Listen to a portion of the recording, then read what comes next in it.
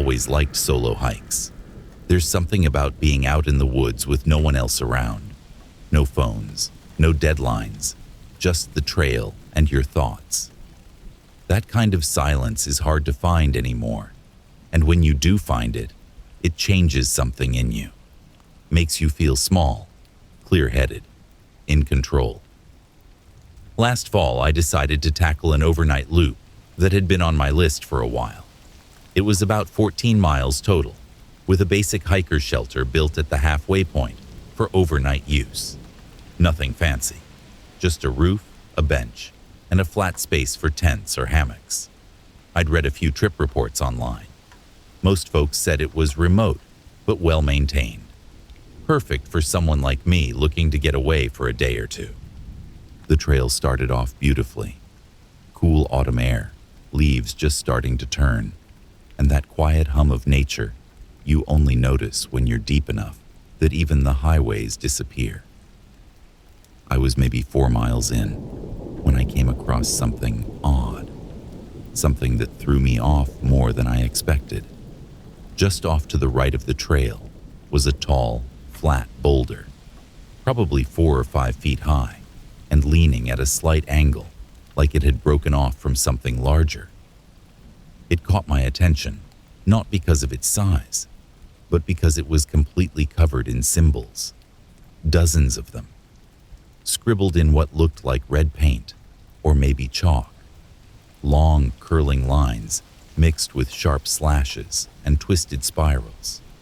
Some had dripped slightly down the rock, like the material had been wet when it was applied. It looked tribal at first glance, but nothing I recognized. Almost frantic. Like someone had done it in a hurry, over and over again, layering them until the whole surface was drowned in symbols. I stepped closer and took a few pictures. I even touched the rock. Stupid, I know. And the markings were dry but rough. Flaky, like old clay. I stood there for a few minutes, weirdly mesmerized, before shaking it off and continuing on. I told myself it was probably part of some art project or trail lore. Something harmless. Just another strange little story for the logbook. But I'd be lying if I said the air didn't feel heavier after that. By the time I reached the hiker shelter, the sun was dropping low behind the ridgeline. The place was empty, just like the reviews said it would be. The clearing was quiet too, almost too quiet. I hung my hammock between 2 trees and built a small fire near the pit, throwing together a quick meal and trying to enjoy the peace. Inside the shelter was a wooden shelf bolted into the wall, and on it was a logbook, one of those battered black and white notebooks hikers use to leave notes or updates. I flipped it open and scanned the first few pages while I ate. At first, it was what you'd expect. Trail in good shape, or saw a bear near the North Trail. Stay sharp. Normal stuff. But as I flipped further, the entries started to get strange. One read, "Didn't sleep. Kept hearing whispers. Figured it was the wind, but it felt like someone was standing right behind me every time I closed my eyes." Another. Saw a guy across the ravine. He waved. I waved back. Then realized he wasn't moving, just standing there, watching. The handwriting became more erratic after that. Sloppier, more rushed. Then the symbols appeared. One at first, then more. Soon entire pages were filled with the same twisted designs I'd seen on the rock earlier. I flipped back and forth through the notebook, trying to make sense of it. Who would do this? Why? I scanned the tree line around the shelter, suddenly aware of how far I was from anyone. There was no phone service, no car nearby, no shortcut back. Just trees. I closed the notebook, shoved it back on the shelf, and went back to the fire. It was getting cold, so I stoked it for a bit before finally climbing into my hammock and pulling my sleeping bag around me. The fire died down to glowing embers. I closed my eyes and tried to relax, the sounds of the forest settling into a gentle rhythm. I don't know how long I slept before I woke up, but I remember what woke me. Mumbling, software rhythmic, just past the edge of the clearing. I held my breath, hoping it was just a dream or maybe some animals rustling around. Then I heard it again, louder. A voice, low, hoarse, repeating something over and over. I slowly reached for my flashlight, clicked it on, and shone it toward the sound. There, standing near one of the trees, was a man. His back was to me. He was shirtless, skin pale in the moonlight, his ribs showing through his back like a skeleton. He held a large hunting knife in one hand and was carving those same strange symbols into the tree's bark. Deep, deliberate strokes, as if the blade wasn't sharp enough and he was forcing it. I barely breathed. Then he stopped and turned. The light caught his face. His eyes were sunken, lips cracked. But what scared me most was the look of joy, like he was pleased I'd found him. Then he screamed, a high, animalistic howl that echoed through the trees. He charged. I scrambled to get out of the hammock, but was tangled. I fell, slamming into the dirt hard on my elbow. He was already on me. I kicked and flailed, trying to block the knife. It slashed across my jacket, barely missing my arm. We rolled, him snarling, me gasping, and somehow, in the scramble, the knife slipped from his hand. I grabbed it and jabbed down, catching his thigh. He screamed again, more from surprise than pain, and rolled off me. Limping, he staggered back toward the woods, disappearing into the darkness, howling the whole time. I didn't hesitate. I grabbed my flashlight and pocket knife, left everything else behind, and ran. I didn't stop. I didn't look back. I didn't care that my pack had my food, my wallet, my tent. I just wanted to be gone. His cries followed me for a while, sometimes ahead of me, sometimes to the side, like he was trying to confuse me, herd me off the path. But eventually, the sounds faded, swallowed by the wind and the rustling leaves. I reached the trailhead just before dawn, lungs burning, legs shaking. I called the police as soon as I got a signal. They searched the site, but found nothing. No carvings, no man. Not even the journal, just an empty shelf where it had been. They asked if I was sure I hadn't imagined it. Said sometimes, fear plays tricks on the mind. I wish they were right. But I still have the photos on my phone, the ones of the rock with the symbols, and one taken by accident when I fumbled with my phone flashlight in the middle of the night. It's blurry, grainy, but if you look close, you can just make out a figure standing behind a tree, watching.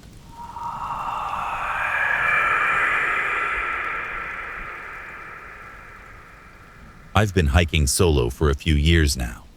It's something I started doing after college when I realized that being alone on a trail, with nothing but trees and my own breath in my ears, was one of the only times I felt truly at peace. No emails, no traffic, no forced smiles, just the rhythm of my boots on dirt and the occasional snap of a twig in the distance. I know what people say about solo female hikers. I've heard it all. How dangerous it is, how I'm asking for trouble, how it only takes one time. And I get it. I do. But I've done the prep. I carry a knife, a whistle, and a Garmin with an SOS button. I always share my location with 2 people back home, and I've never once felt unsafe out on a trail. Until last summer. It was supposed to be an easy weekend. Just a 10-mile out and back through a national forest I'd been to once before. The trailhead was about an hour and a half from where I lived, and it was early enough in the season that I figured I might have most of it to myself. I parked around 8 a.m., shouldered my pack, and started in. The weather was perfect.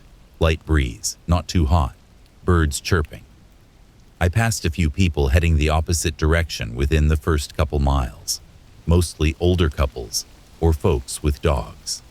Everyone smiled or gave a polite morning, and I kept my usual pace. I was feeling good. About 4 miles in, the trail curved into a shaded stretch of dense pines, and that's when I saw him. He was coming toward me from around the bend, a tall guy, maybe mid-30s, wearing a faded army green hoodie, jeans, and a worn baseball cap. No pack, no water bottle, just walking. He gave a nod as we passed, but instead of continuing, he slowed and stepped to the side of the trail. "Nice day for it," he said. "Yeah, it's perfect," I replied, smiling politely as I walked. "You hiking all by yourself?" he asked, falling into step beside me for a few paces. My stomach tensed, but I kept my tone casual. "Yep, just me." He let out a low whistle. "Brave. Pretty girl like you hiking alone. Lot of weirdos out here." I gave a short laugh and said, "Well, I haven't met any yet." He grinned, but it didn't reach his eyes. "You shouldn't be out here without a man. You never know who you'll run into." I stopped walking, turned toward him. "I'm fine, thanks." That seemed to knock something loose in his head. His grin faltered, and he looked down at his boots. "Didn't mean anything by it," he muttered. Then he turned and walked back the way he came. I waited until he was out of sight, then gave myself another minute to breathe. I told myself it was nothing. Just a weird guy. He was gone. I was prepared. Still, I took my knife out of my side pocket and clipped it to my chest strap, just in case. The trees seemed quieter after that. About half an hour later, I thought I heard something behind me. A twig snap. Faint. Too faint to be an animal that size. I stopped.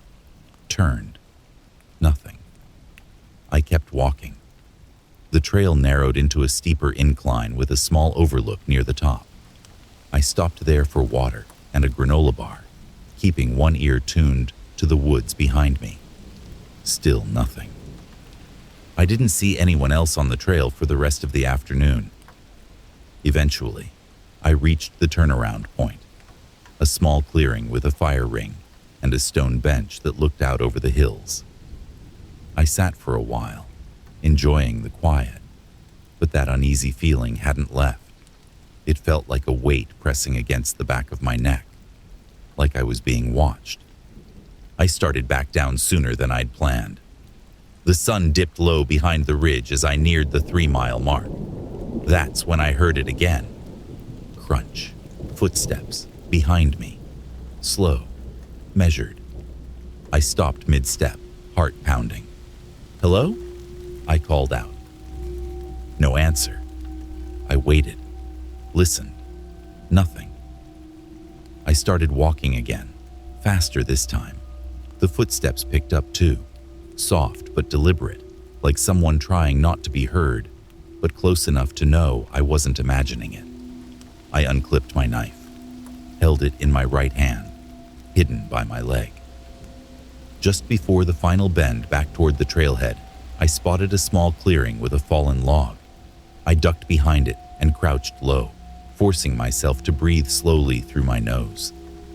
A minute passed, then 2, and then I saw him. Same guy. He walked past where I'd been, looking up and down the trail. No pack, same hoodie, but now he had something in his hand, a loop of rope, maybe 20 feet long. He held it casually, like it was just something he always carried, but it wasn't there earlier. He paused, turned his head, listened. I didn't move. After another few seconds, he kept walking, slowly, methodically, back up the trail. I waited until I couldn't hear his footsteps anymore, then ran.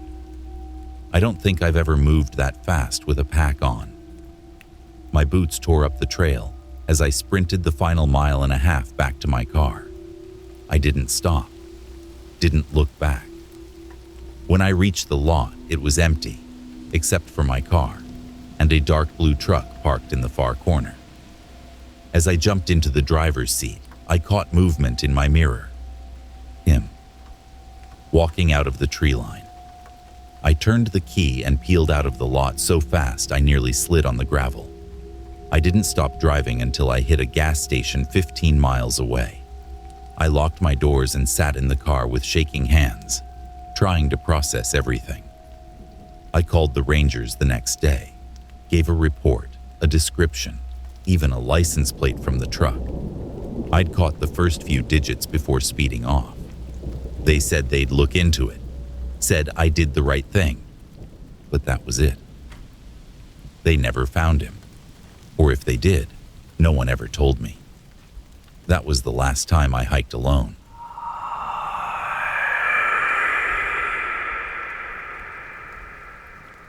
I've been hiking for years. Local trails, state parks, national forests, you name it. There's something about being in the middle of nowhere, with just your own breath, and the sound of wind in the trees that resets you. It's my way of clearing the mental clutter. I don't do anything too extreme, no week-long backwoods excursions or anything, but I know the trails in my area, like the back of my hand. One Saturday last fall, I set out to do a trail I'd done probably a dozen times before. It's a 6-mile loop, moderate incline, mostly shaded.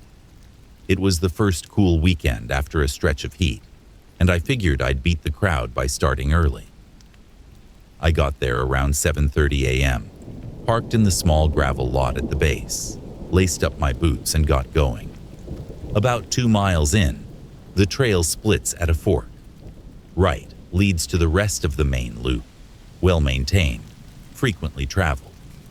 Left drops into a lesser used connector trail that eventually winds back toward a different part of the forest. I've always gone right. Always. But that morning, as I approached the fork, I saw a man standing at the junction. He wore a tan uniform shirt, olive green cargo pants, and a Forest Service ball cap. Looked official enough. He had a patch on his shoulder and a clipboard in hand, one of those laminated map sleeves clipped to his belt. As I got closer, he held up a hand and said, "Hey there, trail's closed to the right." I slowed. "The main trail?" "Yeah," he nodded. "Landslide about a mile up. Mud and debris everywhere. No one's allowed through until we can clear it." I frowned. "Really? It hasn't rained in over 2 weeks." He shrugged. "Could have been runoff from higher elevations. Happens more than you'd think." I hesitated. Something felt off. He was too stiff. His smile didn't quite reach his eyes, and his shirt looked just slightly faded, like it had been washed one too many times. But I didn't want to argue. "So, left it is?" "Yup, it's a little overgrown but passable.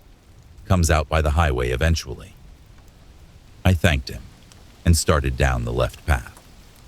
The first half mile was pretty, I'll admit. Dense with trees, less trampled, soft pine needles underfoot. It felt like I'd stumbled onto a hidden trail, and I started thinking maybe I'd just discovered a new favorite route. But about a mile in, the trail dipped under a natural rock arch. 2 huge boulders leaning together over the path, creating a sort of stone gateway. Just to the right of the trail was a small opening in the rock face, barely tall enough to stand in, a shallow cave maybe 5 feet deep. As I approached, something shifted in me, a bad feeling, sudden and sharp. The air got heavy, my heart sped up for no reason, and the hair on the back of my neck stood up like it had been hit with static. I've never had a feeling like that before in my life. No sounds, no animals, just wrong. I stopped. My instincts screamed to turn around. So I did. As I pivoted to go back the way I came, I heard it. Footsteps, crunching leaves, quick and light. I spun back around, flashlight out. Nothing. But out of the corner of my eye, just beyond the cave opening and deeper into the trees, I saw something move. A figure, then two more. The man from the trail fork, the ranger, was sprinting through the trees, followed by two other men, both wearing dark hoodies. They weren't hiking, they weren't exploring, they were hunting. My adrenaline surged. I bolted up the path, my boots pounding against the dirt as I climbed back toward the fork. I didn't stop to look back. I didn't care if they saw me run. I just wanted distance. When I reached the fork, the man was gone.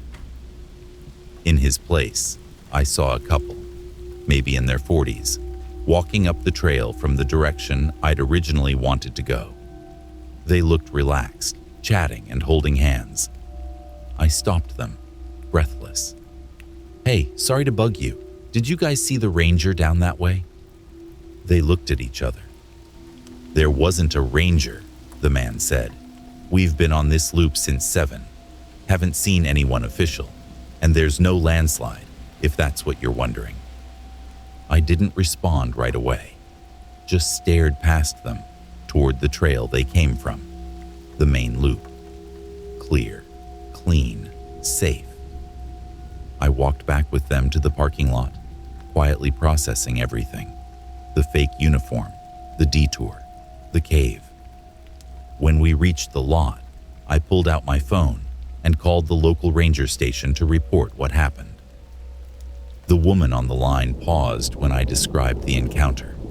Then she said, "That park doesn't have any rangers." I froze. "We're state maintained," she explained, "but it's all volunteers. No full-time rangers posted on site." I filed a police report, gave them a description. They sent out a unit to check the trail, but of course, no one was there. The detour was empty. The ranger had vanished. I tried to forget about it, told myself it was probably just some weird scam. Maybe they were trying to rob people. I didn't want to believe it could have been worse. But then, 2 weeks later, while I was eating dinner, the local news came on. A headline stopped me cold. "Hiker attacked on local trail. Police investigating." I sat frozen as the anchor explained what happened. A man in his 20s had gone hiking that morning on the same trail. Said he'd met a ranger at the fork who told him to go left due to a trail closure. Later, near a rock formation with a shallow cave, he was jumped by 3 men. They beat him, robbed him, and left him barely conscious in the woods. He managed to crawl back to the trail and flag down help. That was the same exact route, the same cave, the same detour I'd taken, only I'd turned back. I don't know what would have happened if I hadn't. I never hiked that trail again, and I never ignored my gut after that day.